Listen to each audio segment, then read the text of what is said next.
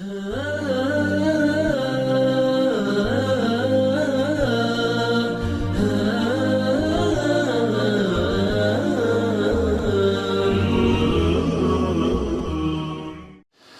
الحمد لله نحمده ونستعينه ونستهديه ونستغفره ونعوذ بالله من شرور أنفسنا وسيئات أعمالنا من يهد الله فلا مضل له ومن يضلل فلا هادي له أشهد أن لا إله إلا الله وحده لا شريك له وأشهد أن محمدا عبده ورسوله يا أيها الذين آمنوا اتقوا الله حق تقاته ولا تموتن إلا وأنتم مسلمون يا أيها الناس اتقوا ربكم الذي خلقكم من نفس واحدة وخلق منها زوجها وبث منهما رجالا كثيرا ونساء واتقوا الله الذي تساءلون به والأرحام إن الله كان عليكم رقيبا يا أيها الذين آمنوا اتقوا الله وقولوا قولا سديدا يصلح لكم أعمالكم ويغفر لكم ذنوبكم ومن يطع الله ورسوله فقد فاز فوزا عظيما أما بعد فإن أصدق الحديث كتاب الله وخير الهدي هدي محمد صلى الله عليه وسلم وشر الأمور محدثاتها وكل محدثة بدعة وكل بدعة ضلالة وكل ضلالة في النار ثم أما بعد Gjithë falëndërime dhe lavdërimet I takojnë Allahut xhelle xhelaluhu, vetëm ata falënderojmë dhe vetëm prej Tij ndihmë dhe falje kërkojmë, kurse salavatet dhe selamet I dërgojmë të dashurit ton Muhammedit sallallahu alaihi wasallam, familjes së Tij, shokëve të Tij dhe gjithë ata të cilët pasojnë rrugën e tyre me të mirë deri në ditën e gjykimit. Të dashur vëllezër musliman, përfunduam hutben e kaluar me një hadith madhështor të pejgamberit sallallahu alaihi wasallam që transmeton Imam Ahmedi nga Abi Umamet al-Bahili radhiyallahu anhu, I cili erdhi një djalosh I ri që te pejgamberi sallallahu alaihi wasallam të kërkon leje për zina dhe për imoralitet. Dhe se pejgamberi sallallahu alaihi wasallam o vëllezër I dha shërimin duke ja parashtruar disa pyetje këtij djaloshi që të I merë si shembull dhe mbrojtje dhe se si të largohet nga ky mëkat I shëmtuar dhe nga kjo rrugë shumë e keqe dhe e fliqur, dhe se padyshim se o vëllezër në këtë hadith të pejgamberit sallallahu alaihi wasallam na duhet të marrëmi mësimin madhështor nga ky hadith fisnik I cili na mëson dhe na tërheq vërejtjen që na të kemi dro dhe të kemi kujdes e të ruhemi nga ky mëkat dhe nga ky krim shumë I madh I cili me të vërtet ka pasoja shkatërruese mbi individin, mbi familjen dhe mbi shoqërinë. Në këtë hadith të pejgamberit sallallahu alajhi wasallam na mëson se ky mëkat ka me të vërtet një pasojë shumë të madhe dhe në familje, dhe se një familje e cila ndotet me këtë mëkat, ajo padyshim se bjen dhe shpije në vrasje, në vetvrasje dhe në humbje të shoqërisë dhe në prishje dhe në degenerim. E padyshim se çdo mëkat I tillë dhe çdo rrugë e tillë e cila është e pamoralshme, ky është dini Allahu xhelle xhelaluhu dhe kjo është feja Allahu xhelle xhelaluhu që neve na mëson në vëllezër e të kemi dru, e të ruhemi nga përhapja e këtyre mëkateve të këqija të cilët në këtë kohë tonën të cilën na jetojmë, na mo nuk dim dhe çka të shohim me këto sy që vazhdimisht shfaq Allahu xhelle xhelaluhu njerëz të tillë të cilët janë shitur me morale, janë shitur me respekte dhe si të civilizuar dhe të virtyshëm dhe me din e me fe e duke ju shitur botës se ato janë të moralshëm, por në ditët të cilët kenë na pam shumë në rrjetet sociale se si demaskon Allahu xhelle xhelaluhu disa të tillë të cilët bota merr një shembull derisa dhe muslimanët anonin dhe ato shpresonin që të bëhen si ato, e duke I nxitur njerëzit se na syt I kemi nga lindja dhe I kemi nga perëndimi, por me shfaqjen e tyre që të shfaqen me moral, edhe të gjithë bota duke I livdëruar se janë të civilizuar, I demaskoi Allahu xhelle xhelaluhu duke ja nxjerrur ndytësirat e tyre të fliqura, të cilët I kanë bërë mëkat Allahu xhelle xhelaluhu dhe duke dëmtuar një shoqëri e duke bërë tregtia me vajza të mitura dhe duke marrë nderin në përkom dhe duke u munduar që të bëhet aq e lirë të njerëzit një mëkat i fliqur dhe i tillë. Dhe nga këto e mësojmë se nëse bëhet aq e lehtë ky mëkat dhe nuk ngriten njerëzit që ta ndërprejnë dhe ta mohojnë këtë mëkat të keq dhe këtë krim, padyshim se pastaj do të jetë normalizuar nga ato njerëz të cilët janë aq të fliqur dhe të këqij që do të i demaskon Allahu xhel xhelalu një ditë dhe ja u nxjerr në shesh mëkatet e këqija, të cilët janë të tejkalimit, të kufisë së moralit, pedofilizmit, fliqësirës dhe të gjitha të ndyrat të cilat i shohim që njerë gjena i livdronin se ja kush janë këto të civilizuar. O vëllezër, tash e kuptojmë se ku shkojnë ato të cilët janë media dhe gazetare të gjithë të cilët e mohojnë islamin edhe mundohen që islamin ta qesin si një terrorizëm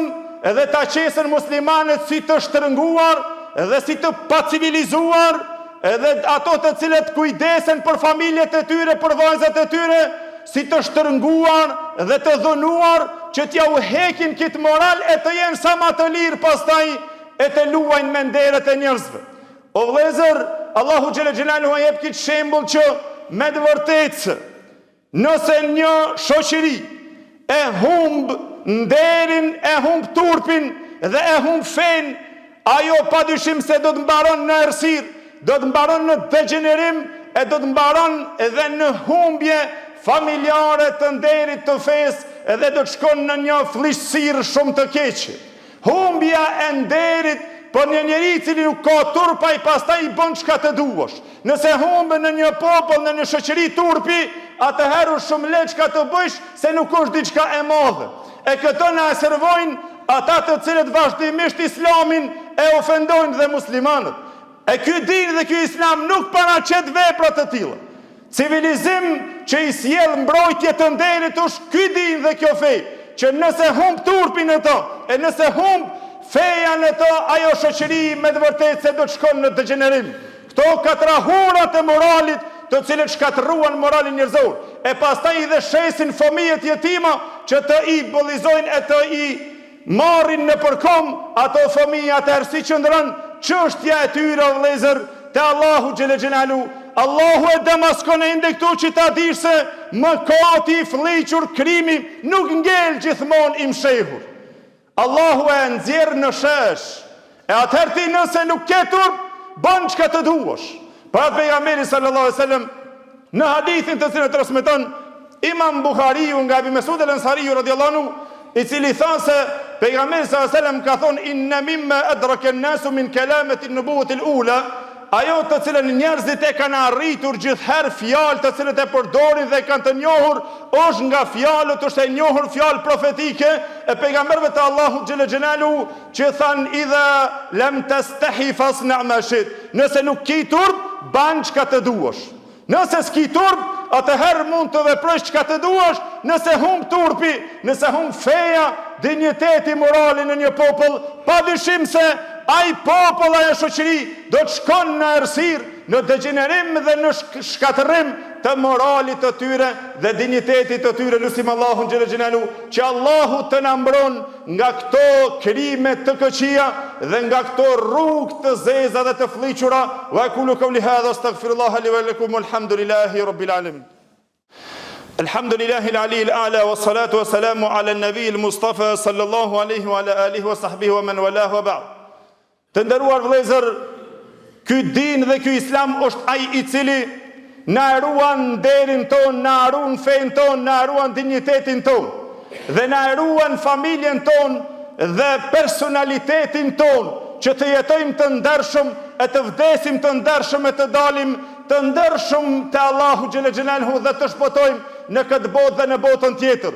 Bollmo me hipokrizijet e mëdhaja të cilët na i paraqesin të tjerët për muslimanët dhe për dinin e Allahut, dhe Allahu xhel xhelalu në ditë ti mposh dhe i demaskon të gjithë ato thirrje të cilat thirr këtë millet dhe këtë popull, që i thirr në shkatërimin e moralit njerëzor dhe i thirr në degenerim, dhe se padyshim se besimtari është ai i cili duhet që të ketë një farë nderi të tij dhe të ketë interes për familjen e tij, e ai të ketë xhelozi për mbrojtjen e familjes së tij, se ky dinush që na tha Allahu xhela xhelal në Kur'an, ja ayyuhalladhina amanu qu anfusakum wa ahlikum nara, o ju që keni besuar, runja vetveten e juaj dhe familjen prej zjarrit. Besimtari është ai i cili ka xhelozi dhe ai e ruan nderin e tij dhe familjen e tij. Dhe tash e kuptojmë se përse e sulmojnë mbulesën dhe nderin e motrave të muslimanëve,